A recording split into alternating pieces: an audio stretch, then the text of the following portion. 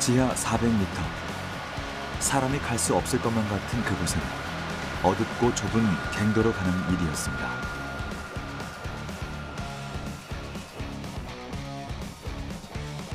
반세기가 지난 지금, 오랜 시간 방치됐던 폐광의 심장이 다시 뛰기 시작했죠.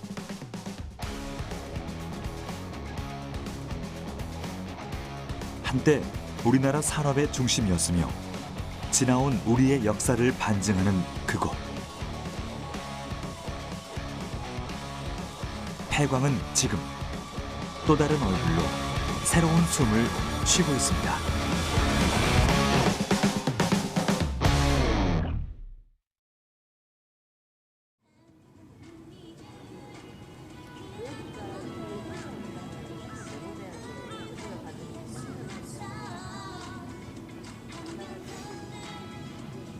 경기도 광명시에는 사람들에게 꽤 알려진 동굴이 있습니다.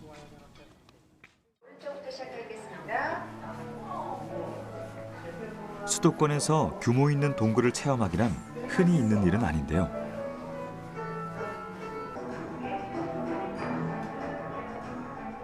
안으로 들어가 보니 어두울 줄 알았던 내부가 시선을 사로잡는 다채로운 조명으로 반짝입니다.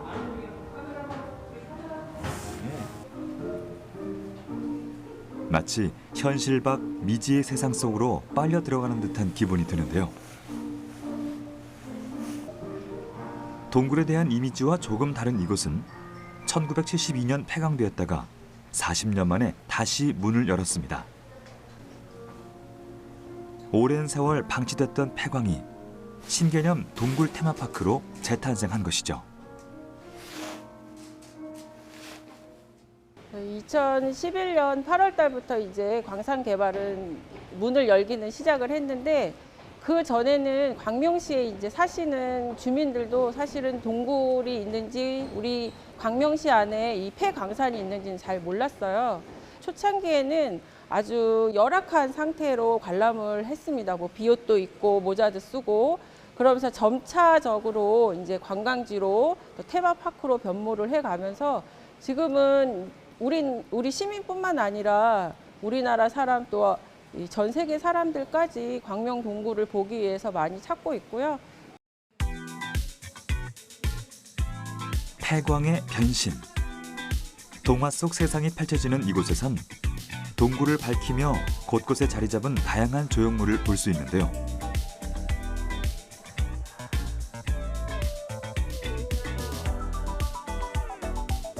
아주 먼 옛날부터 이 동굴에서 살고 있는 듯한 거대한 용은 영화 반지의 제왕에 참여했던 특수효과팀이 제작한 것이라고 하네요.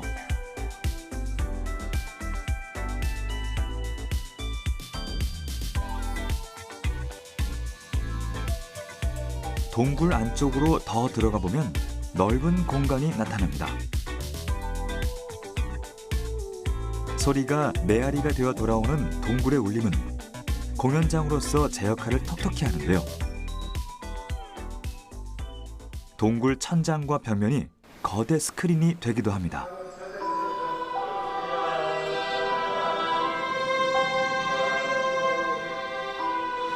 동굴에서 감상하는 미디어 파스드는 어떤 느낌일지 궁금한데요. 동굴 공연장이자 영상관으로서 입체적인 공간의 효과를 더욱 극대화시키기 위해 각종 조명 장치와 오디오 시스템이 동원됐습니다.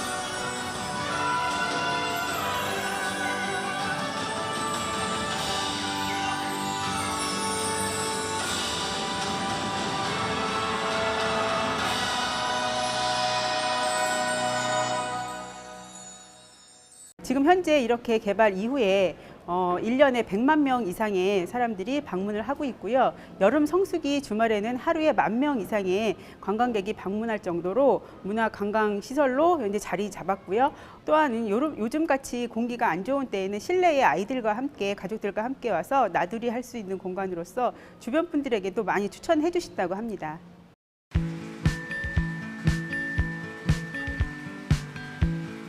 동굴 깊숙한 곳에서 들리는 물소리.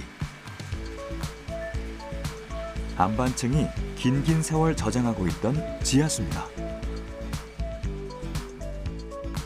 짧게는 수백 년, 길게는 수천 년을 넘게 땅속을 흐르던 물을 동굴 속에서 직접 마주한다는 건 어쩌면 꽤 놀라운 일일지도 모릅니다.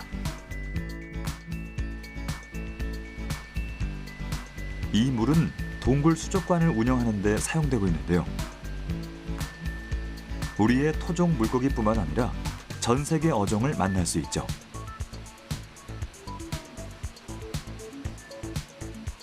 동굴 깊은 곳에 수족관이 있다는 것도 인상적인데 동굴이 품고 있던 지하수로 이 물고기들이 살고 있다니 뭔가 신기한 일들이 벌어지고 있는 것 같은데요.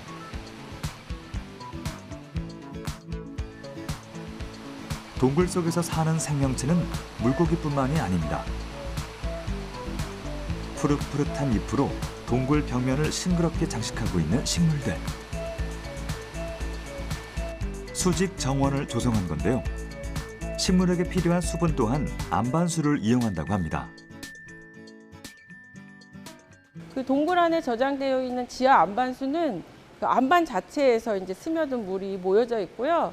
또 실제로는 광부들이 이제 광부 활동을 할 때 목이 마르고 힘들고 할 때는 물 한 모금이 아주 생명수 같은 역할을 했기 때문에 그때는 생명수 같은 역할을 광부에게 했고, 지금은 이 물이 이제 물고기라든가 식물을 키우고 또 폭포로 또 이제 흘러 내려가는 것을 보면서 동굴에 이제 그 많은 물의 양도 이제 볼 수도 있고, 또 광부들이 또 드셨던 생명수라는 그 역할을 했던 이중적인 의미를 또 볼 수 있는 곳이 또 이 광명동굴의 물이라고 생각합니다.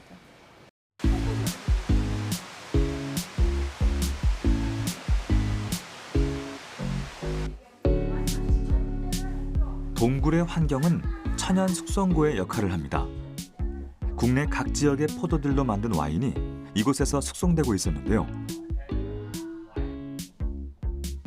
1972년 폐광된 이후 40년간 방치됐던 이곳은 지역 주민들의 새우젓 창고로 사용되기도 했습니다.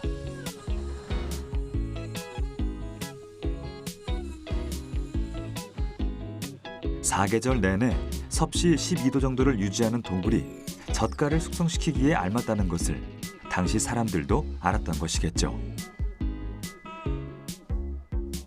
지금은 전국의 특산물로 만든 와인들이 무르익어 가는 곳. 동굴에서 완성된 국내산 와인의 맛은 조금 더 깊이가 있지 않을까 싶네요. 저희 광명동굴 온도는 연중 12도, 13도인데요. 한때 이제 새우젓, 와인, 김치, 막걸리 등을 저장을 해서 숙성이 어느 정도 되고 보관이 어느 정도 되는 실험을 했을 때 가장 적합한 거는 와인이었어요.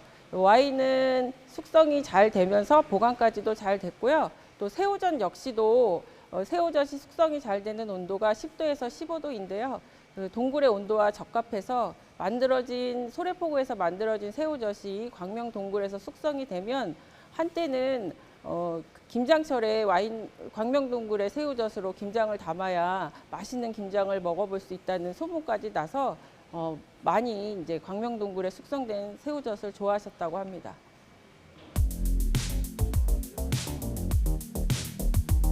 이쯤 되면 이곳이 동굴 테마파크라고 불리는 이유를 짐작할 수 있을 것 같은데요. 동굴 이곳저곳을 둘러보면서 눈에 띄는 몇 가지 공통점을 찾을 수 있었습니다. 반짝이는 황금빛의 조형물들이 유독 많다는 것과 동굴 벽면 곳곳에 수상한 구멍들이 깊이 뚫려 있다는 점입니다.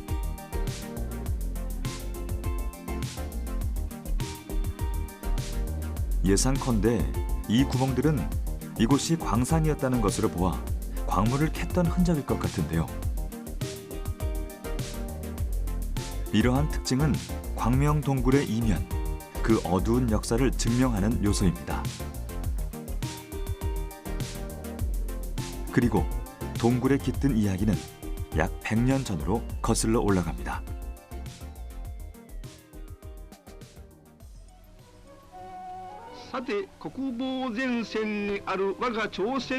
일제 강점기 조선 총독부는 고종 황제를 압박해 광산 조사 기관을 설치하고 대한제국의 금은 광산을 발견해 이를 독점하려는 계획을 세웠습니다.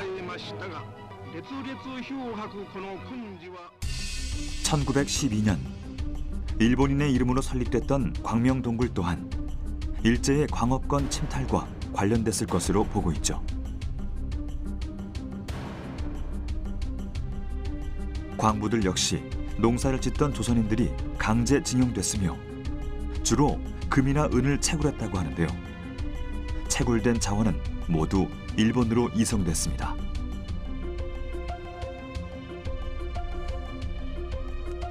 (1955년부터) 폐광된 1972년까지 캐낸 황금의 무게가 약 50kg이라고 하니 채굴이 시작된 1912년부터 해방 때까지 수백 킬로그램의 황금이 채굴됐을 것으로 추정하고 있죠. 황금 광산이었던 광명동굴의 시작은 수탈의 현장이었습니다.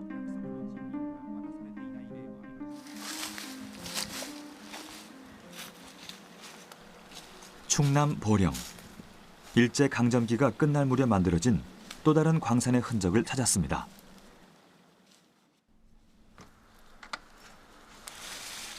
철문으로 잠가놓았던 갱도의 문을 열면 어둡고 좁은 길이 이어집니다.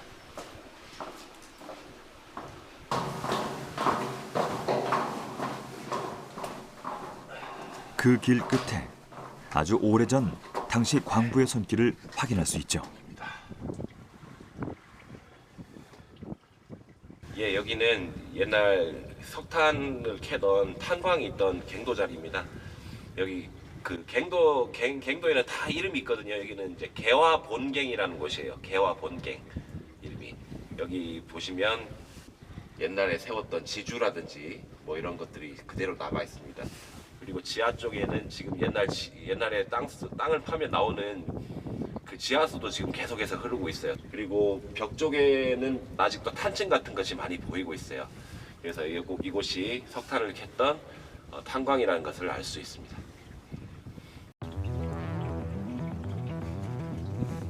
지형적, 지질학적 특징상 석탄이 대량 매장돼 있다고 알려져 있던 보령 지역에 탄광이 설립되기 시작한 건 해방이 될 무렵입니다. 기록에 따르면 이곳 신성탄광은 보령에 세워진 제1호 탄광이라고 하는데요. 1994년 폐광되기 전까지 약 50년간 운영됐던 채굴의 흔적을 남겨진 갱도를 통해 확인할 수 있었습니다.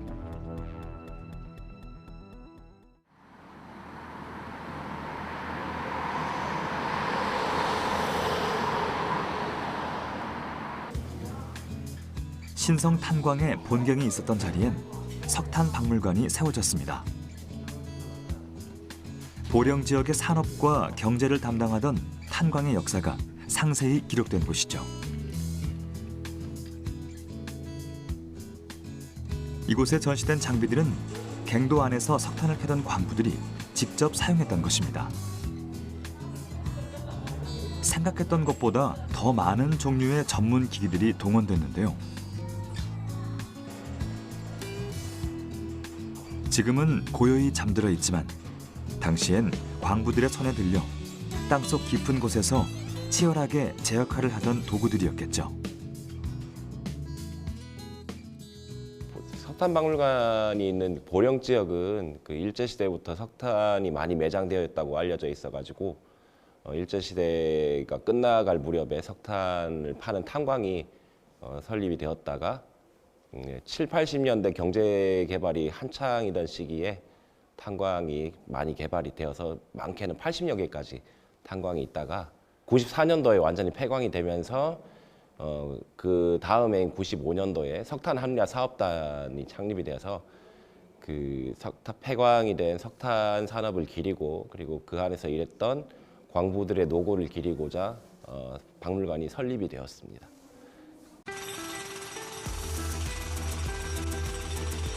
갱도의 끝, 막장에선 석탄층에 구멍을 뚫는 작업이 이루어졌습니다. 차감기의 소음과 진동을 견디며 탄맥을 따라 구멍을 내는 차탄공. 구멍에 폭약을 넣어 발파하면 탄층이 무너지며 석탄이 드러나죠. 광물을 캐내는 이들의 일터는 엄청난 규모의 지하 세계를 방불케 합니다.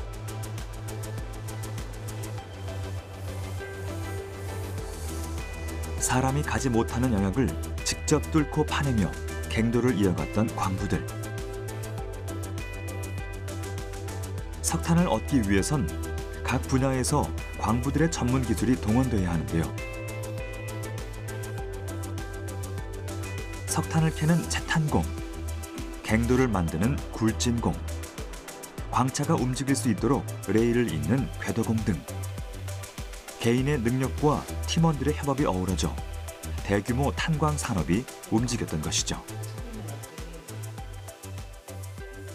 보령 지역이 그 충남 석탄 생산량의 거의 70~80% 차지했었고요. 이 석탄 박물관이 있는 여기 보령 성주면 일대는 그 중에서 또 한 80% 이상 차지했었으니까 여기서 거의 다 반출돼서 나갔다고 생각하시면 돼요. 여기는 근처에 화력발전소가 많아요. 거기로 다 거의 갔다고 생각하시면 돼요. 연탄 아니면 화력발전소. 서해안 쪽에 화력발전소가 많은 이유가 여기 석탄이 생산된 거를 저기로 다 보내서 그런 거예요. 한때는 보령시 전체 직업군의 20% 이상이 광부였다고 하니 이 지역의 탄광 수와 규모가 어느 정도였는지 짐작할 수 있는데요. 석탄 산업이 전성기를 달리던 70년대부터는 탄광에 유입된 인원수만큼 갱도안을 누비던 기계시설 또한 점차 늘어났습니다. 이를 통해 더 많은 석탄을 채굴할 수 있었고 검은 다이아몬드라고 불리던 석탄은 에너지 생산의 원동력이 되었으며 경제 성장을 이끌었던 1등 공신이었죠.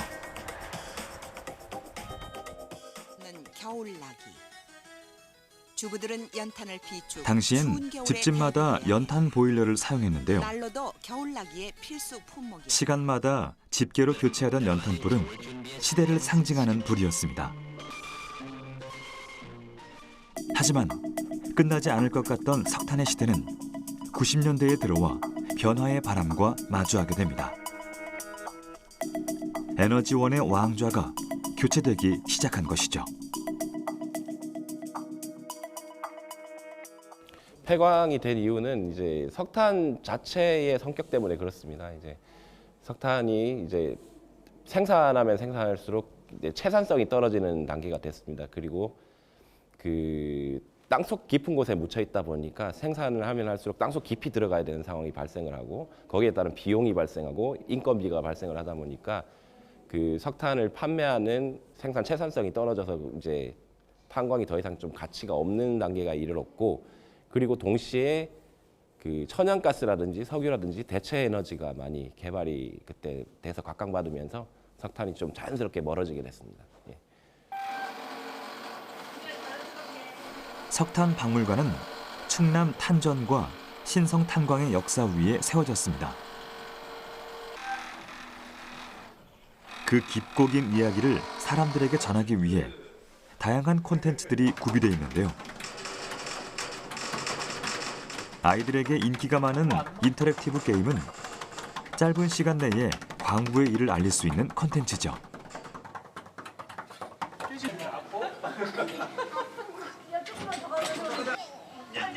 두 팔로 광차를 밀며 석탄을 나르던 광부들의 노고를 잊지 않기 위해 탄광의 역사를 보다 많은 사람들이 기억할 수 있도록 석탄 박물관은 오늘도 폐광의 자리에 서 있습니다. 일단 탄광을 잊지 않는다는 이제 기본적인 정신에서부터 먼저 시작이 되고요. 그리고 보령 여기 지역면으로 따지면은 그 버섯 농장이라든지 아니면 뭐 인삼 농장이라든지 아니면 뭐 젓갈을 담그는 창고라든지 여러 가지를 그 기존에 있던 광산 탄광을 활용해서 많이 하는 걸로 그 이용하는 걸로 알려져 있고 또 타 지역을 봤을 때는 그 폐광 자체를 테마파크로 활용하는 경우도 보았습니다. 그래서 이게 뭐 현재 뭐 미래를 본다기보다는 현재 계속 진행 중인 거죠. 이걸 어떻게 활용을 해야 될지 계속 고민해야 되는 부분이고, 예, 그렇습니다. 예.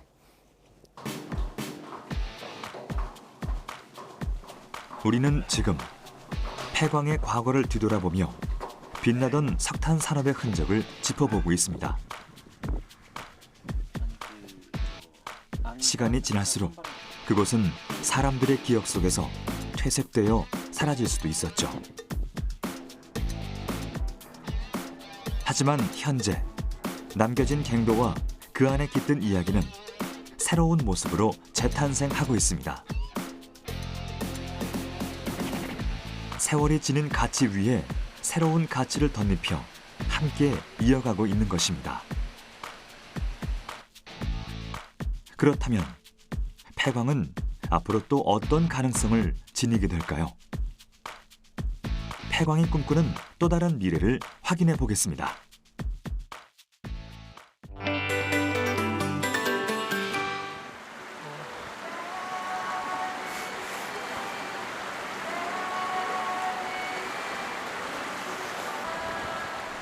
강원도 태백시의 한 폐광을 찾았습니다. 과거 국내 최고의 탄광 도시로 이름을 알렸던 태백. 당시의 영광이 고스란히 녹아있는 이곳은 옛 함태광업소 부지입니다. 광산 개발을 위해 꼭 필요했던 시설들은 이제 광부가 아닌 관광객들에게 자리를 내어주며 옛 이야기를 들려주고 있는데요. 조금 더 발걸음을 옮기면 우리나라 산업의 근간이 되어주던 광산이 그 모습을 드러냅니다. 함태수갱이라 이름 붙여진 이곳은 지하 깊은 곳까지 수직으로 파내려간 수갱의 입구이자 석탄을 실어 나르던 운탄로였는데요. 과거의 시간에 멈춰선 광산의 모습. 하루에도 수십, 수백 번씩 이곳을 누볐을 운반차와 광차 속에 가득 담긴 석탄이 그 시절 함태 탄광의 규모를 짐작케 합니다. 함태 탄광은 1954년에 개광해 약 40년간 운영된 무연탄 광산입니다. 1981년엔 현대화된 기술을 바탕으로 심도 약 730m, 연간 운반 용량 70만 톤 규모의 수갱 시설을 준공하였으며 개광 이래 1,800만여 톤에 달하는 양질의 무연탄을 생산했다고 합니다. 생산된 석탄은 탄질이 우수해 해외에 수출하기도 했다는데요. 한때 2,200여 명의 직원을 둘 정도로 호황을 누렸지만 주 에너지원이 변화함에 따라 석탄의 필요성이 줄어들며 함태 탄광은 1993년에 폐광되었습니다.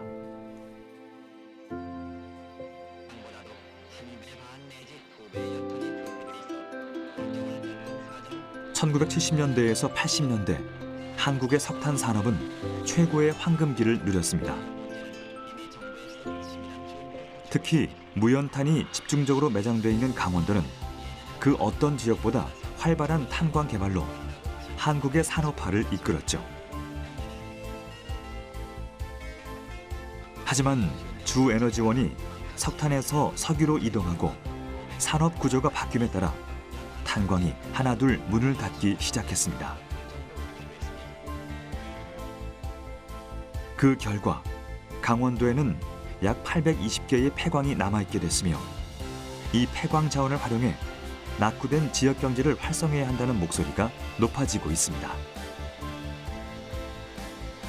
그리고 이곳 함태 탄광에서 새로운 가능성이 싹트고 있죠.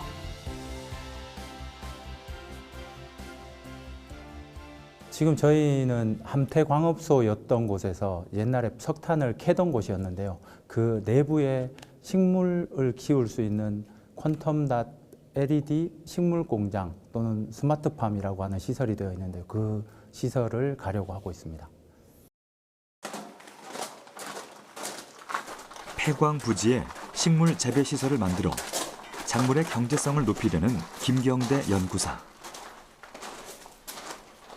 과거에 석탄을 운반하던 운탄로는 이제 식물 공장으로 향하는 길이 됐는데요. 연구사의 발걸음이 멈춘 곳에 자리하고 있는 이 시설이 바로 퀀텀닷 LED 식물 공장입니다. 지금은 고추냉이 재배의 한창인데요. 어떻게 폐광에서 고추냉이를 키울 수 있는 걸까요? 폐광이 가지고 있는 조건 중에 제일 좋은 건 온도 조건입니다. 물론 이제 습도도 조금 이제 있기는 하겠지만 이미 아시다시피 식물 공장을 쓰게 되면 겨울에는 난방을 해야 되고요. 여름에는 냉방을 해야 됩니다. 지금 보시는 이 함태탄광 같은 경우에는 12도 정도 나오고요. 12도, 13도 정도가 나오는데 조명이 들어가면 한 20도까지 올라가게 됩니다. 그러니까 식물체가 특히 고추냉이가 자라는 데는 굉장히 좋은 조건이 됩니다. 고추냉이가 낮에는 한 20도를 넘어가서 있다가 밤에는 한 15도 전후로 왔다 갔다 해주는 게 제일 좋은데 여기는 냉난방기를 켜지 않고 그냥 조명만 껐다 켜도 온도가 그렇게 나오기 때문에 굉장히 유리한 조건이라고 생각하시면 됩니다. 특유의 알싸함으로 요리의 맛을 더해주는 고추냉이. 최근 시장의 크기를 날로 넓혀가는 고추냉이는 습한 토양, 그늘진 장소, 그리고 적정 온도가 갖춰져야 자랄 수 있는 식물인데요. 만약 일평균 섭씨 18도 아래로 온도가 떨어지거나 올라가게 되면 불량한 생육을 보이다 죽고 맙니다. 그만큼 고추냉이의 재배에 있어 온도가 중요하다는 것이죠.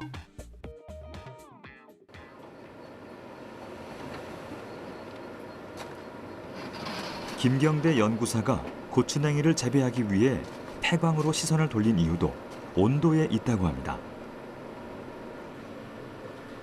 국내 자연 환경은 저온성 식물인 고추냉이를 키우기에 적합하지 않습니다. 때문에 고추냉이 재배를 위해선 식물 생장에 최적화된 환경을 조성함과 동시에 경제성이 높은 재배 시설을 구축할 필요가 있었는데요. 마침 폐광 부지의 활용 이슈와 맞물려 이 식물 공장을 설비하게 됐죠. 고추냉이 재배를 하는 곳은 실제로 이제 우리 일본이나 일본 아주 몇 지역 그리고 국내에서는 이제 철원의 샘통이라는 곳이 있는데 거긴 평야지긴 한데 샘이 엄청나게 많이 나옵니다. 고추냉이는 원래 5도에서 20도쯤 되는 온도로 이제 연중을 계속 키워야 됩니다. 그래야지 근경이 나오는데요. 우리나라에서는 5도에서 20도 되는 온도로 연중 가는 곳이 거의 없다고 보시면 됩니다. 아주 이제 샘 주위, 뭐 예를 들면 우리 낙동강 이제 태백에는 황지라는 곳이 있는데 황지 주위 1, 2m 정도는 얼지 않고 그리고 한여름에도 시원하지만 그런 곳을 제외하고는 거의 없다고 보시면 되고요. 그다음에 고추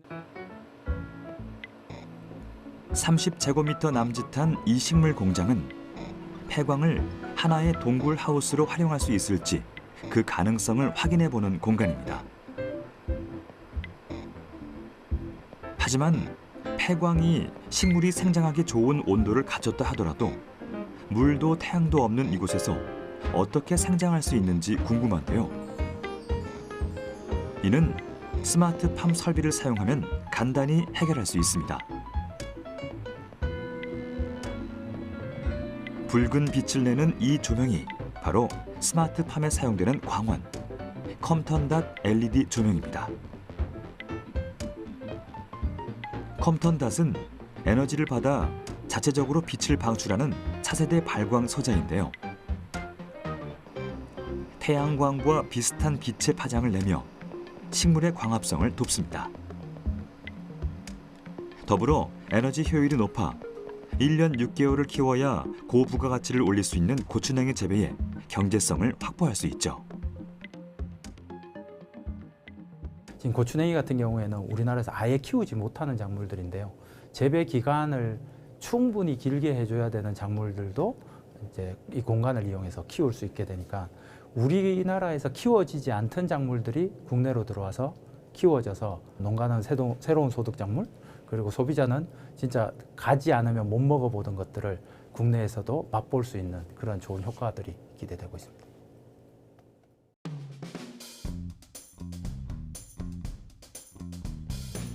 지역 사회의 성장과 쇠퇴의 이야기가 담긴 폐광. 현재를 살아가는 이들에게 과거에 번영했던 모습을 알리며 다시 한번 도약을 준비하고 있습니다.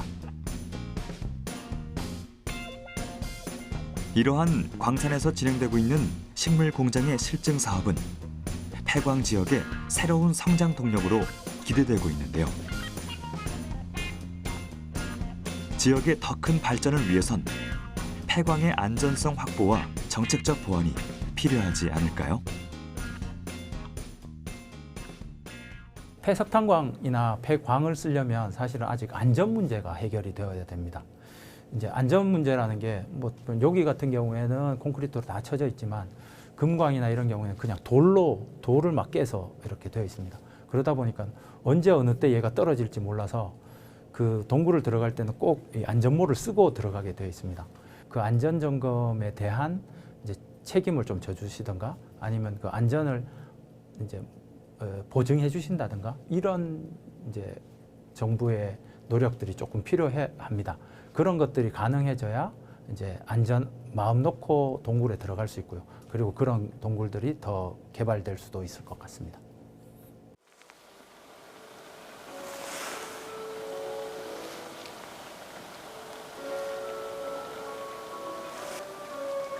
해발 800m. 겨울이 내려앉은 한백산 자락에 위치한 이곳은 삼척탄주와 정암광업소의 옛 터입니다. 안으로 발걸음을 옮기면 꼬불꼬불한 운탄로가 길게 이어져 있는데요.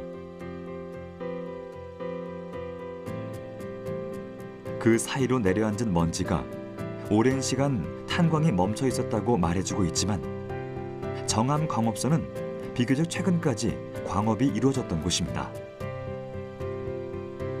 약 20년 전까지도 광부들이 이곳을 오가며 구슬땀을 흘렸던 거죠. 1962년도에 그 개강이 됐고요. 그 개강 이전까지 연간 그래도 뭐 많게는 한 150만 톤씩 그 생산을 하던 국내 그 최대의 그 민영 탄광이었고요. 80년도 이제 국가 에너지 정책이 바뀌면서 이제 석탄에서 석유로 이제 바뀌는 이제 그 과정에서 그 정부 정책으로 그 폐광 그 합리화 정책이 그 시행됐고요. 저희 지역에 군도 탄광이 한 46개가 있었는데 그 89년부터 94년까지 한 44개 정도 그 군도 광산들이 다 문을 닫고 그 2개 남은 광산이 이제 삼탄 정황업소, 주동황업소 2개가 남았었습니다. 그래서 2000년도에 이제 주 삼탄 정황업소 문을 닫고 2004년도에 그 주 동황업소가 문을 닫음으로 해서 이제 지역은 폐광이 이제 됐죠.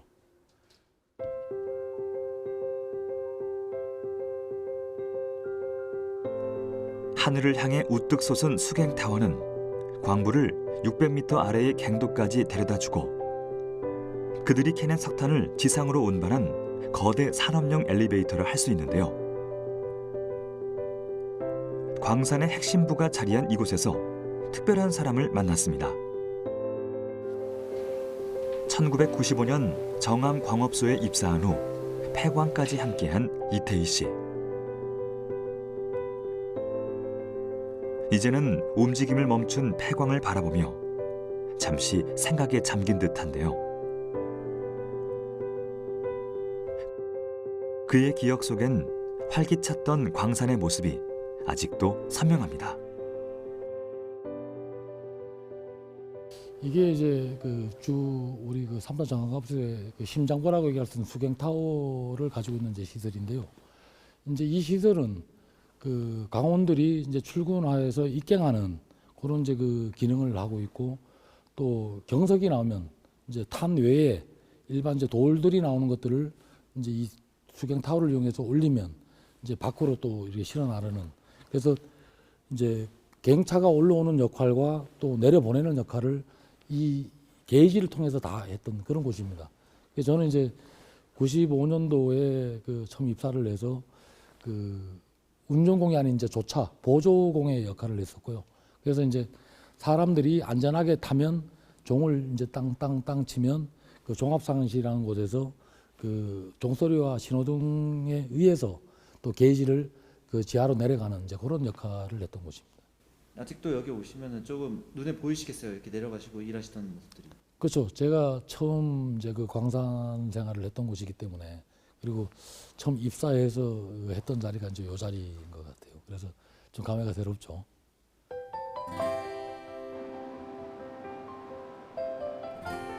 정암광업소는 약 38년간 운영되며 총 300만 톤의 무연탄을 생산했습니다. 광부들의 땀방울이 일궈낸 결과라 할 수 있을 텐데요. 옛 광업소 곳곳엔 광부들의 노력을 되새기고 흔적을 소생시키기 위한 전시가 이루어지고 있습니다.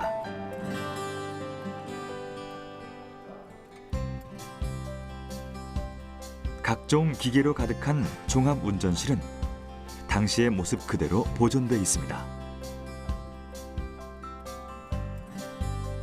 종합운전실은 수계, 광차부터 지하로 공기를 주입하던 에어프레셔까지 모든 설비의 움직임을 관리하던 곳이죠.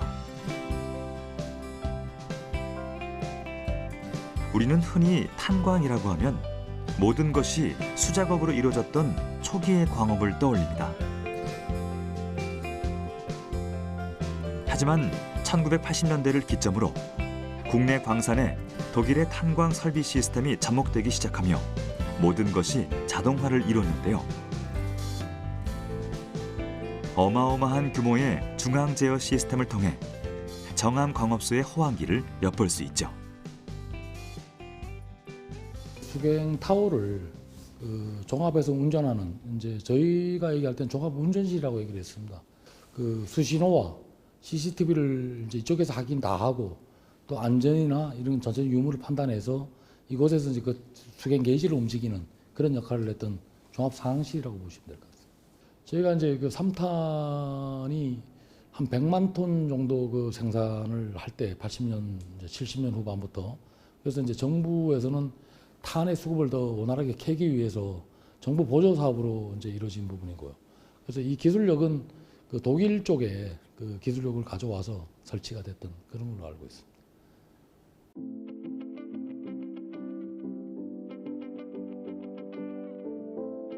고된 작업을 마친 광부가 몸에 묻은 탄을 씻어내던 샤워실.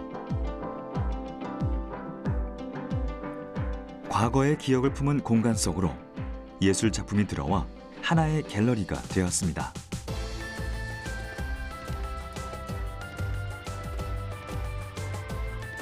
예술 작품과 근대 산업의 역사가 서려 있는 장소와의 만남은 흔치 않은 일이기에 더욱 특별한 분위기를 자아내는데요. 산업유산을 고스란히 간직한 채 새로운 문화예술의 공간으로 거듭난 모습에서 폐광의 활용 가능성을 확인할 수 있죠. 2001년도에 폐광된 삼척탄좌 정암광업소를 문화예술 공간으로 바꾼 것입니다. 그래서 옛날에 그러니까 산업부산물이죠. 산업부산물인 이 폐광터를 어떻게 보면은 이제 지금 시대적이나 아니면 이제 그 사회적인 어떤 그런 환경에 따라서 우리의 이제 어떤 인식의 전환이 좀 필요하다라고 생각을 한 거였고요. 그래서 거기에 이제 보존 작업이 필요하다고 생각이 돼서 새롭게 현대의 어떤 문화적 가치를 전환의 인식이 필요하다고 생각을 해서 만들어진 이제 문화재생 공간입니다. 그래서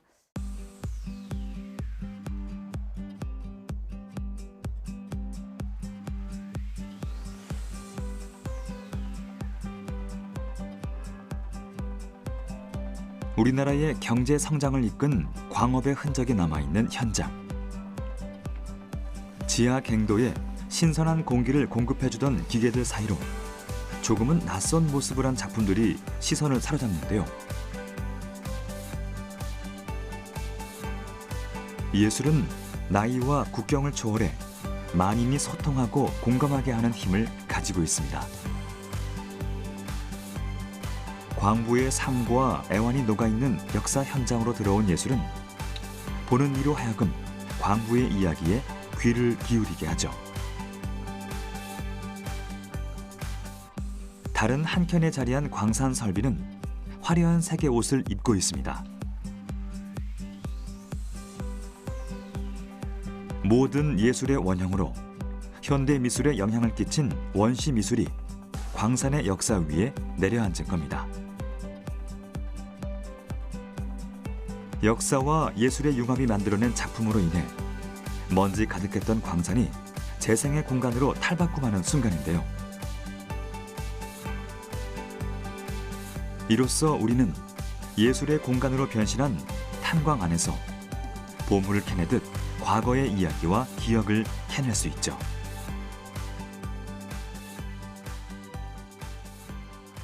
이 인간의 삶 자체가요, 문화 속에 살고 있다라고 생각을 하고 있어요. 그래서 이 문화라는 것이 어찌 보면은 뭐 생활문화, 예술문화, 뭐 산업문화, 그렇게 이제 다양하게 있다라고 보고 있는데요.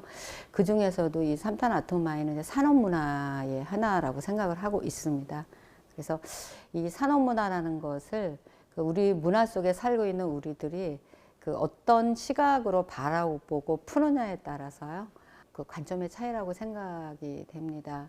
그래서 이제 저희 아트마인의 슬로건이 폐광이의 문화예술을 입히다라는 것이 이제 슬로건이에요. 그래서 한때 광산은 산업시대 몰락의 부산물로 여겨져 왔습니다. 하지만 버려진 땅 위에 예술이 자라나며 광산은 필요 없는 곳이 아닌 재생해야 할 공간이라는 인식이 생겨나고 있는데요.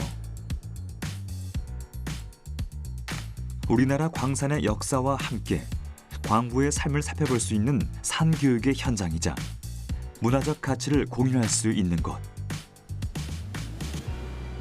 우리가 만난 복합 문화 공간은 앞으로 도시 재생의 한 축을 담당하며 후대에도 찬란했던 광산의 역사를 들려줄 겁니다.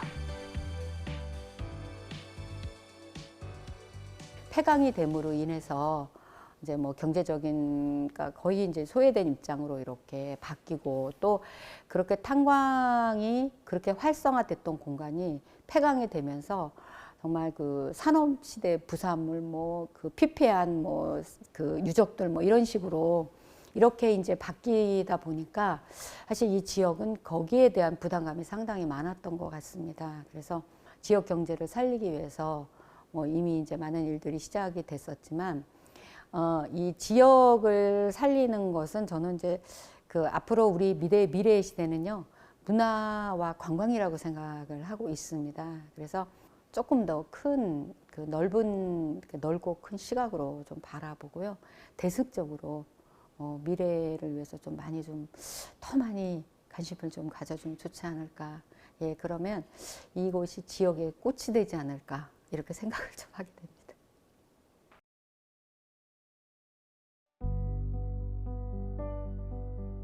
입갱할 때는 뒤를 돌아보지 않는다.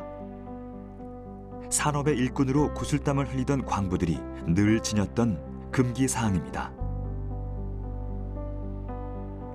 예상치 못한 위험이 도사리고 있는 일터에서 광부들은 생명을 지키기 위해 금기를 만들 정도로 신중하게 행동했던 겁니다.